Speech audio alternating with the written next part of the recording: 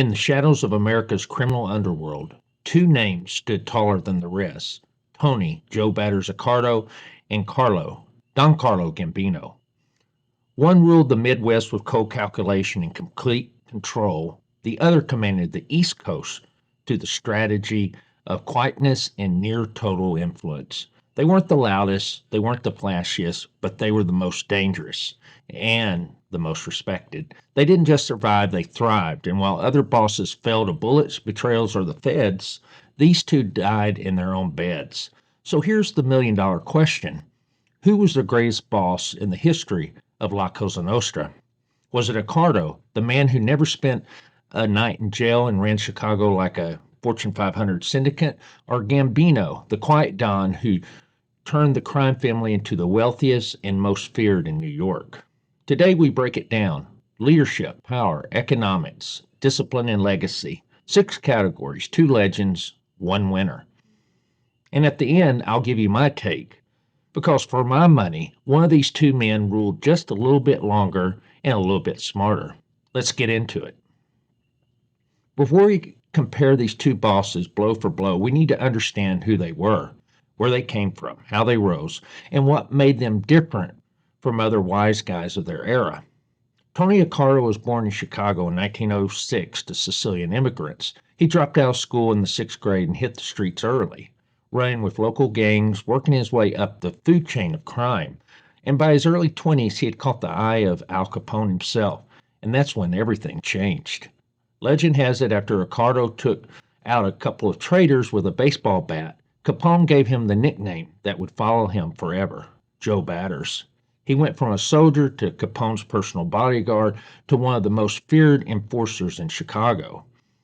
But Tony wasn't just muscle. He was smart, real smart. After Capone went down for tax evasion, Accardo climbed the ranks under Frank Nitti and Paul Ricca, and by 1947, he was running the Chicago outfit. Not loud, not flashy, but powerful. He quietly built an empire, investing in Las Vegas casinos, skimming millions off the top, infiltrating unions, and turning the Chicago outfit into one of the richest syndicates in America. He avoided the headlines that brought down so many others. Accardo never spent a night behind bars. He ruled behind layers of front bosses, always insulated, always calculating. By the time he died in 1992, Tony Accardo had been the most powerful man in Chicago for over 40 years, and he did it all while living in the suburbs, fishing, and staying off the front page. Now let's talk about the East Coast answer to Accardo: Carlo Gambino. Born in 1902 in Palermo, Sicily, Gambino was mafia from birth. He was reportedly made in the old country as a teenager. At just 19, he smuggled himself into America as a stowaway and landed in New York. He started under Joe the Boss Masseria and survived the bloody Castellamorese War, and eventually aligned with the rising power of Lucky Luciano. By the 1950s, Gambino was a top capo in the Mangano family: quiet, strategic, and always watching. But in 1957, he made his move. He orchestrated the now infamous hit on Albert Anastasia, his own boss, while Anastasia sat in a barbershop. With Anastasia gone, Gambino stepped into power, and from that moment on, the family that once belonged to Mangano and Anastasia became the Gambino family. For the next 2 decades, Gambino ruled with a velvet glove, hiding an iron fist. He brokered alliances, kept his capos in line, and became the de facto boss of bosses in the American Mafia. He banned his crew from selling dope because he knew it brought heat, and he kept his personal life modest, living in a middle-class Long Island home, never drawing attention to himself. But don't let that grandfatherly smile fool you. When someone crossed him, they disappeared quietly. Carlo Gambino died in 1976 at home of natural causes. No jail time, no betrayal, no spectacle. Just decades of absolute power and a family that still bears his name to this day. So now you know the men. One rose from Capone's shadow, the other from Sicilian tradition. Both ruled like kings, but in very different ways. Let's break it down: 6 categories, 1 winner. First up, Leadership. Did they rule with fear or finesse? Let's find out. Leadership in the mafia isn't about who yells the loudest, it's about who gets obeyed when they whisper. Some bosses ruled through raw fear, others through quiet genius. But the great ones, they had both. Let's start with Tony Accardo. Accardo was feared, no question. He earned the nickname of Joe Batters by personally taking out traitors with a baseball bat. Capone himself gave him that name.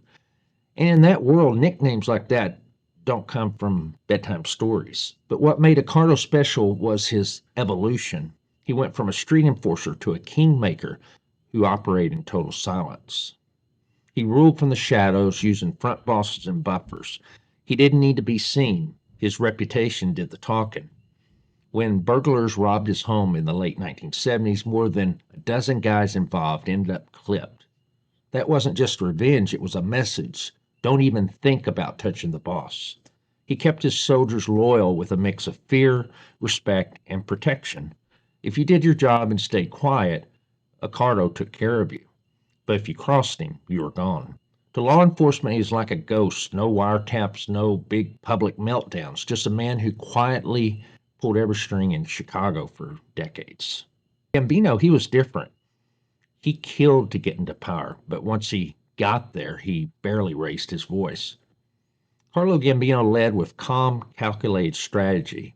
He projected serenity, even warmth. FBI agents said he'd offer them coffee and pastries when they came to arrest him. But don't be fooled.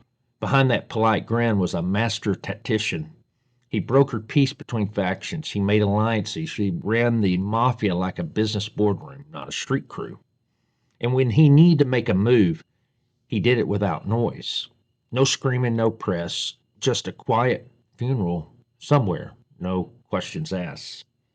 He banned his men from dealing dope, not because he was noble, but because he was smart. He knew narcotics brought long sentences and hot headlines. Break that rule and you were done. The mix of discipline and vision made him the de facto bosses of bosses in New York, and no one dared to challenge him. So how do they stack up? Well, Accardo led through fear and precision, a silent enforcer who never tolerated disorder. Gambino led through strategy and diplomacy, a smooth operator who made his enemies disappear with a smile. Both ruled for decades, both died in their own beds, both were obeyed without question, but their styles total opposites. If Accardo was the hammer, Gambino was the scalpel. Different tools, same results, absolute power. Now we've seen how they led. Let's look at how they managed the machine, because in the mafia, it's not just about being feared, it's about making the whole operation run like clockwork. Being a mafia boss isn't just about respect, it's about control. You've got capos, earners, enforcers, union guys, fixers, all moving pieces of a multi-million dollar criminal empire. If you're sloppy, the feds move in. If you're weak, your own men take you out. So let's talk about how Accardo and Gambino ran their families, like Fortune 500 firms with occasional boardroom disappearances. Accardo turned the Chicago outfit into something more than a crime family. He made it into a corporation. He wasn't micromanaging street guys. He installed front bosses like Sam Giancana or Joey Aiuppa to take the heat. Meanwhile, Tony sat back in his suburban mansion playing cards with aldermen and senators while pulling strings like a silent godfather. He ran his empire like a corporate chairman, rackets from Chicago to Vegas to Kansas City all kicked up to him. He kept crews profitable, kept capos in line, and had a system of checks and balances that kept the outfit tight, quiet, and making bank. If a front boss got too flashy or too greedy, he was replaced. No second chances. Just ask Giancana. Or better yet, ask the guy who found Giancana in his kitchen. Under Accardo, the outfit stayed remarkably stable. No civil wars, no major defections, just steady, organized racketeering like clockwork. He was in ever since the CEO of Cosa Nostra in the Midwest. Gambino inherited chaos from the Anastasia regime. Blood on the streets, crews acting out, the family all over the place. He cleaned it up fast. He brought in structure, divided responsibilities, and ran the family like a tight machine. He had Neil Delacroce as his underboss to keep the street guys happy, and he brought in Paul Castellano, his brother-in-law, to manage the white-collar rackets. This two-pronged structure gave every faction a stake in the game and no reason to rebel. Gambino was also a master diplomat. He formed powerful alliances with guys like Tommy Lucchese and Angelo Bruno, creating a bloc that basically controlled the Mafia Commission. He controlled labor unions, airport crews, waterfronts, and trucking. He had a guy for every scam, a crew for every racket. And like Accardo, he used buffers. He was never really on wire, never caught giving orders. When the feds tried to hit him with a major case in 1970, he got sick with a heart condition until the case dried up. That's not luck, that's mastery. Under Gambino, the family became the most powerful of the five families and arguably the best run. Accardo and Gambino ran their organizations like seasoned executives, but their styles reflected their environments. Accardo had a centralized empire. He was the sole boss in town and he ran it like a dynasty. But Gambino had to navigate the politics of New York, so he became a master at delegation and diplomacy. Both avoided the power struggles that tore other families apart, and both built leadership teams that carried their empire for years. And both knew the golden rule of mob management: stay in control, but stay in the shadows. So we know they were great leaders and administrators, but now let's talk about the money. Because in this life, it's all about the earnings. Who turned their family into the real financial powerhouse? Let's find out. When it comes to mob leadership, the real scorecard isn't bodies, it's books. The bottom line tells the whole story. And both Tony Accardo and Carlo Gambino turned their families into organized crime's equivalent of blue chip stocks. Let's follow the money. Accardo took a street gang built on prohibition and transferred it into a diversified criminal corporation. Under his watch, the Chicago outfit went way beyond booze and brothels. Accardo built rackets in gambling, loan sharking, labor racketeering, extortion, and most famously, the Las Vegas scam. He saw opportunity in Vegas before most East Coast bosses even knew where Nevada was. Through the outfit's silent partnerships in casinos like the Stardust and Desert Inn, they siphoned untaxed millions right off the top before it even hit the books. This was money that didn't just come in fast, it came in clean. But he didn't stop there. Accardo invested in real businesses too. He had restaurants, trucking firms, real estate. They weren't just fronts, they were profit centers and money laundering pipelines. And through the connections he had with the Teamsters Union, Accardo had leveraged over hundreds of millions in pension funds. So if you wanted a loan in Vegas, you had to play ball with Chicago. By the 1970s, the outfit under Accardo was pulling in serious cash, quietly, consistently, and without drawing headlines. You won't find a flashy paper trail, but ask anyone who knew, Accardo built the outfit into a well-oiled, cash-generating machine that made Chicago the Silicon Valley of organized crime. Now, Gambino, he didn't just make his family rich, he made them the wealthiest of the five families, and he did it without going near the flashpoint rackets that had brought down flashier dons. Carlo focused on long-term, low-risk, high-reward operations like labor racketeering. Under his reign, the Gambino family controlled the waterfront unions, the garment district, JFK Airport, trucking, construction, you name it.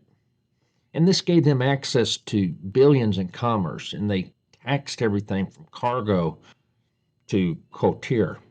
If it moved in New York, Gambino was getting a piece. He also leaned into white-collar crime, stock scams, insurance fraud, loan schemes, stuff that didn't make the papers but made plenty of money. And while he officially banned narcotics, it's likely some in his orbit dabbled, especially through Sicilian connections like the Cherry Hill Gambinos. Still, Gambino was smart. He distanced himself from anything that could bring long prison terms, and like Accardo, he kept his wealth hidden. He lived modestly, drove a regular car, made it look like He was just another old man in Bensonhurst. But behind that image, tens of millions, possibly more, was stashed in overseas accounts and filtered through clean businesses. And he knew how to build wealth. He knew how to protect it, and most importantly, he made sure that it would last beyond his lifetime. Both men turned their crime families into economic superpowers. Accardo's outfit was smaller in size but had massive profit per member and fewer mouths to feed. They were the lean, mean, money making machine with Vegas on lock. Gambino's family had more territory, more crews, and more income sources. They moved in volume, trucking, docks, airports, unions, all under his control. If Accardo was the CFO with laser focus, Gambino was the chairman of the board with a monopoly on movement.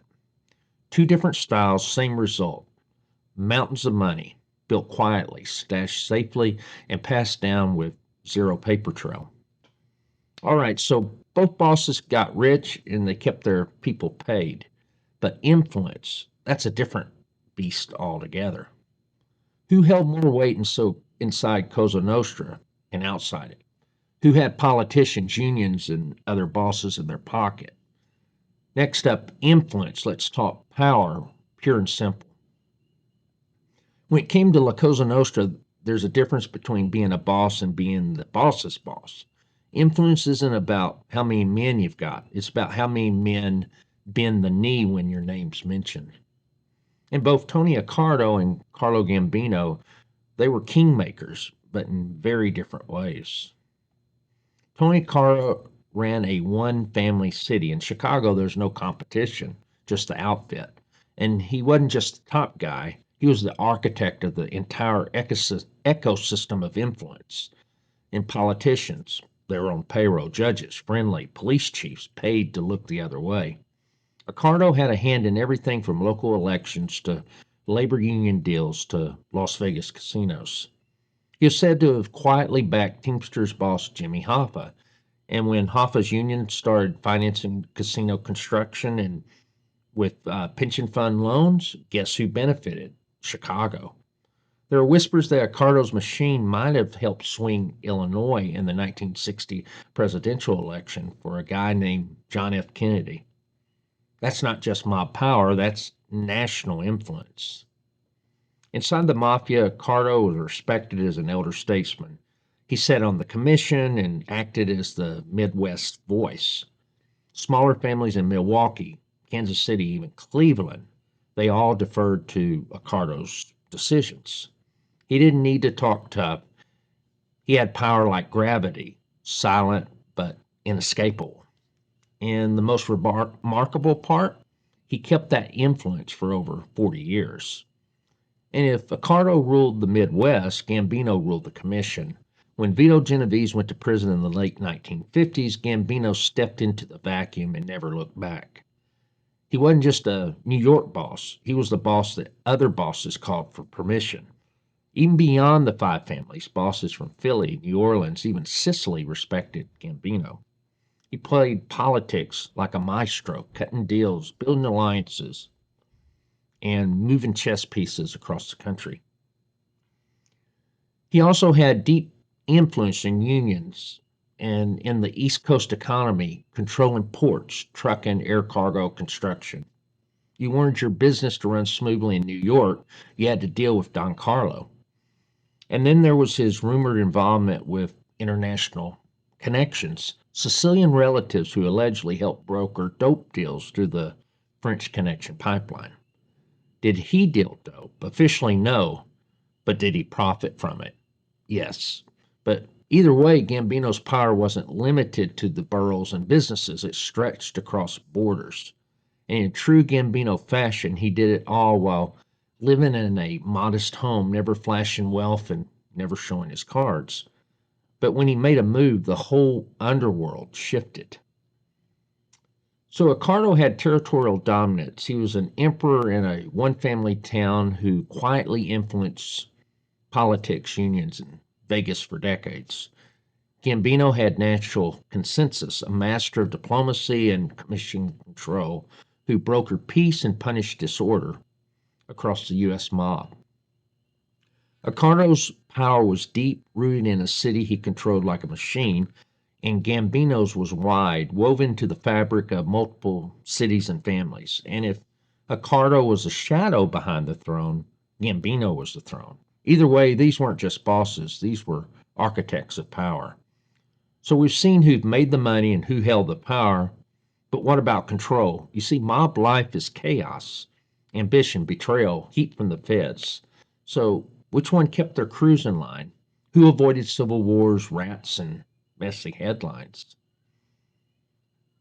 Being feared on the streets one thing, but keeping your own crew in check, that's where a lot of mob bosses fall.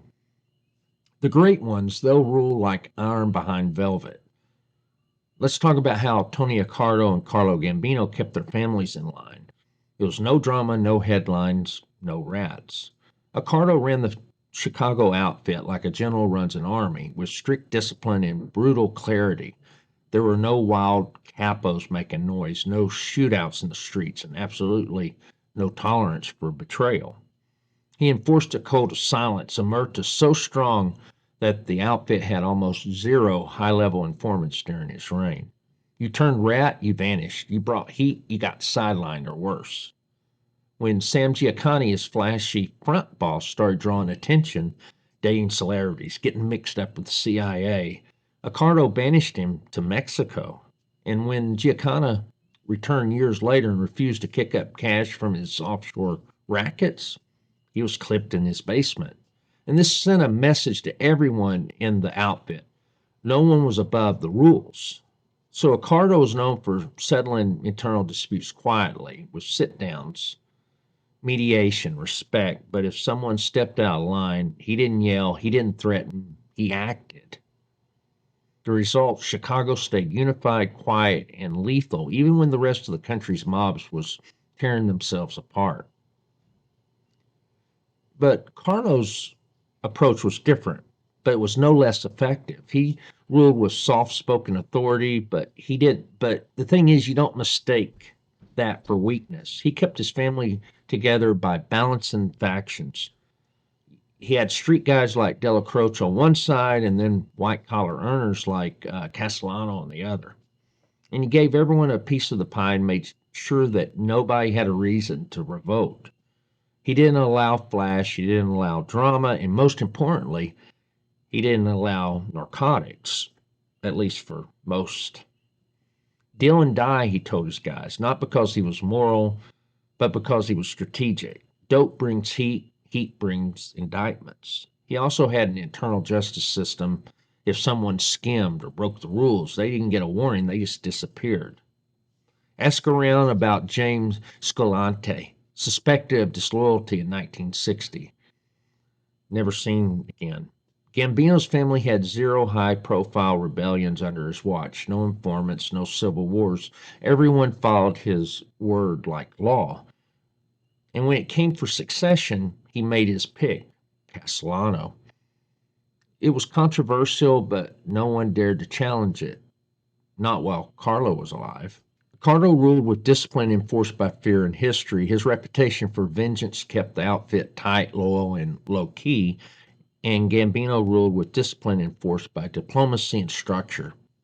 He built a power sharing model that kept the internal tensions in check. Accardo removed power problems swiftly and silently, and then Gambino diffused them before they started. Ultimate result, neither man had to deal with open rebellion, internal warfare, or rats while they were in charge. That's more than most bosses can say. They didn't just keep control, they built cultures of order. You see, they kept the money flowing, they kept their soldiers in line, they avoided prison, and they died in their own beds. But what did they leave behind? What's their legacy inside the mob and in history books? In the life, you're not judged by what you built, you're judged by what survived after you were gone. And when it comes to legacy, Tony Accardo and Carlo Gambino left behind more than wealth. They left blueprints for power. Tony Accardo ruled in one form or another for nearly 4 decades. He started as a kid in the street, rose to Capone's inner circle, and ended up as the most respected mob figure in Chicago's history. He built an empire that outlived the bootlegging days, outmaneuvered the FBI, and outlasted his rivals. He mentored generations of outfit leaders like Giancana, Cerrone, and even in semi-retirement when things got rough, the outfit turned to him for guidance. He died in 1992 at 86 years old in his suburban home, having never spent a single night in jail. That fact alone makes him a legend among gangsters. To this day, old school guys in Chicago talk about how Mr. Accardo would have done it. He's not a pop culture figure like Capone or Gotti, but among the men who really know the life, he's the standard. Accardo left behind a family that stayed unified, wealthy, and quiet well into the modern era. And his legacy is the very idea that a mob boss could rule like a CEO with muscle, low key, disciplined, and untouchable. And Carlo Gambino's legacy is literally written in ink because to this day his name is on the family, and that alone tells you something. He didn't just run the family, he redefined it. He took a crew filled with chaos and murder and turned it into a model of mob governance, diplomatic, profitable, and loyal. He left behind a machine that kept running smoothly after his death, at least for a time. Yes, he handpicked his successor, Paul Castellano, who eventually got taken out by John Gotti, but that coup didn't erase Gambino's legacy. It only proved that no one could fill his shoes. Even the men who killed Castellano did it in Gambino's name, trying to restore the street boss style that many thought Carlo balanced so perfectly. He was also one of the only bosses to blend American rackets with international connections, particularly through Sicilian channels and the infamous Cherry Hill Gambinos. Law enforcement couldn't touch him, rivals didn't dare challenge him, and he ruled with such quiet precision that even after his death, his playbook became the template for other bosses across the five families. Gambino left a legacy not just of power, but of structure. So, Accardo built the most successful long running criminal enterprise in Midwest history and did it in total step. And he was the Godfather's Godfather. And while Gambino created a family so iconic that it still bears his name, he ruled New York with quiet brilliance, and his influence shaped the entire mafia structure for years to come. So, Accardo's legacy is one of longevity and discipline, while Gambino's legacy is one of identity and enduring influence. Two bosses, two legacies, both titanic. We've broken down every angle: leadership, structure, money, influence, control, and legacy. Now I'm going to tell you who I believe was the greatest mob boss in Cosa Nostra history and why. Let's settle this once and for all. We've looked at everything, every move, every strategy, every dollar, every body buried beneath the surface. If I'm being honest, this is as close as it gets. Tony Accardo and Carlo Gambino were two of the smartest, most effective mob bosses in the entire history of Cosa Nostra. They both ruled for decades, they both died free men, they both built criminal dynasties that changed the game forever. But if I had to pick one, if I had to put one name at the very top of the Mafia Mount Rushmore, I give the edge to Tony Accardo by a hair. Here's why: longevity, consistency, total control. Accardo just wasn't the boss of Chicago. He was the boss of bosses behind the scenes for over 40 years. He ruled with discipline, built an economic machine that pumped money from Vegas to the Midwest, and kept the outfit unified while other families were falling apart. He managed to avoid any major mafia war. He kept informants to a minimum and made sure anyone who stepped out of line got dealt with quietly. He never served a day in jail, never had a RICO case hanging over his head. He never became a household name, but among the real ones, he was the standard. When you look at the outfit after Accardo, it didn't just survive, it stayed functional, profitable, and respected, and that's a real legacy. He wasn't the flashiest, he wasn't the most famous, but to me, he was the most complete. So don't get me wrong, Carlo Gambino was brilliant, a chess player in a world full of brawlers. His name still carries weight, and his family ruled New York for decades. But after his death, the succession he set up led to instability and eventually to the kind of headlines and chaos he always avoided. Accardo, on the other hand, passed the torch again and again with stability. The outfit had continuity because he built it that way. In the end, Tony Accardo and Carlo Gambino showed the world what real mob leadership looks like. It wasn't about violence, it wasn't about press conferences or pinky rings. It was about discipline, strategy, silence, and survival. And in my book, Anthony Joe Batters Accardo was the best to ever do it. Quiet, deadly, respected. The man who turned Chicago into the most organized criminal organization in America and never once got caught sleeping. That's my take. Now I want to hear yours. Who do you think was the greatest mob boss of all time? Let me know in the comments. And if you enjoyed this video, hit the like button. Subscribe for more real mob stories. And also share it with someone who loves the history as much as we do. This is James Proctor, and this has been another episode of Real Mob Stories. And until next time, stay safe, and God bless you always.